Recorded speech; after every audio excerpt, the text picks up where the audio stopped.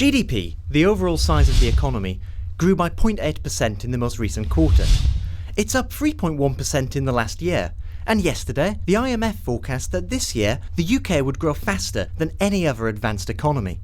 The big news is that the economy has finally returned to its pre-recession peak. But the picture at the sector level is more nuanced. Services surpassed their 2008 level in 2013. But construction and industrial production are both well below where they were 6 years ago.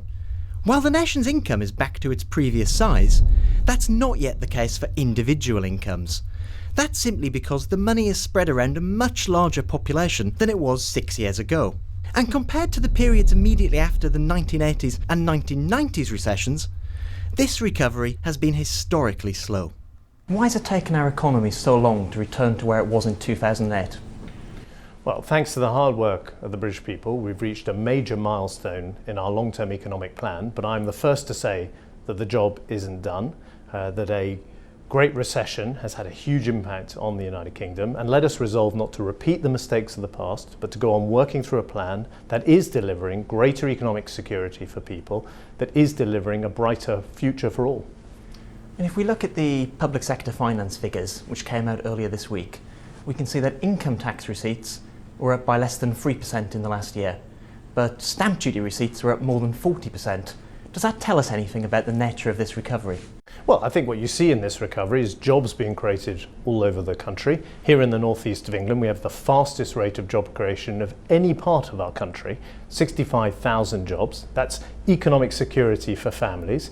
And of course, what that also means is as the economy grows and we take the realistic assessment of what the country can afford, our deficit comes down. And at the heart of our economic plan has been trying to instill confidence in the UK, confidence that is creating jobs, that is growing our economy. But of course, there's much more to do. I think, that fact that income tax is growing so slowly, stamp duty associated with the housing market is growing so quickly, tells us something, doesn't it? It tells us that people's income growth has been weak, but the housing market is up 20% in London, 10% nationwide. Is this the kind of recovery we wanted? Well, what I'm passionate about is people having economic security, people who didn't have jobs having jobs. That's what this recovery is delivering. But Britain, has got to earn its way in the future. We've got to export more, we've got to invest more.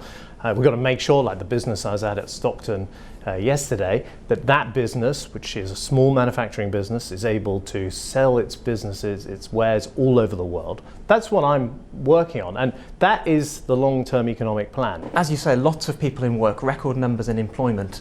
And obviously that's very, very good news, but the downside has been that productivity, output per hour, how productive people are, it's really been very weak since 2008. And that's surely a big medium-term challenge when you talk about your long-term plan. What are you planning to do about productivity? Well, I agree with you that productivity is one of the challenges in the British economy. I mean, frankly, I'd rather have the productivity challenge than a mass unemployment challenge like this country has had in the past. But in the end, the country can only be more productive if A, we're improving our skills and education, and of course that's what we're delivering with our reforms. If at the same time the economic infrastructure of the country is being improved, cities like here in Newcastle should be part of a northern powerhouse where we bring real transport connections for the future here. So these are all the things we can do to improve our productivity. But this for me is further evidence of why we've got to go on working through our plan, because things like productivity, things like the imbalance in our economy, things like the fact that our education system continues to need to improve, these are all future challenges. So looking at the IMF forecasts that came out yesterday, obviously excellent news for the upgrades to the UK, but in general global growth was revised down by the IMF, some big downward revisions. There's obviously a lot of challenges in the world economy. What's happening in Russia and Ukraine, southern Europe. Could any of these blow our recovery off course?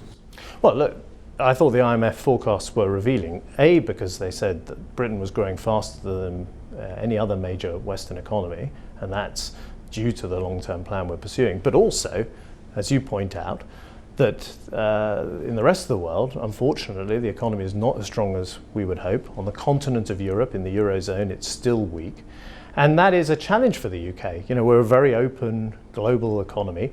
And what it says to me is we need to redouble our links with the Chinas, the Indias of this world, so that we export more to the faster growing parts of our economy in the world. And that is what I'm absolutely determined to do. I was in India just a couple of weeks ago. That's how you deal with this challenge of a slower growing Europe. You've got to reach out to the rest of the world. You said earlier this week that the UK should be prepared to bear some economic pain in imposing sanctions on Russia because of what's happening in eastern Ukraine. How much pain should we be prepared to bear? Well, look, the situation in the Ukraine is deeply troubling, not just obviously for the people of the Ukraine, but for the whole international community and for the United Kingdom. And there is an economic cost from sanctions. I'm not going to pretend otherwise. But you've also got to consider the economic cost of allowing a situation where international borders are ignored, where commercial airlines and innocent people are shot out of the sky. That's a much greater economic risk for the UK. So we will act with our European partners and American partners to impose sanctions where they're necessary, to make sure that Russia complies with the norms of international law.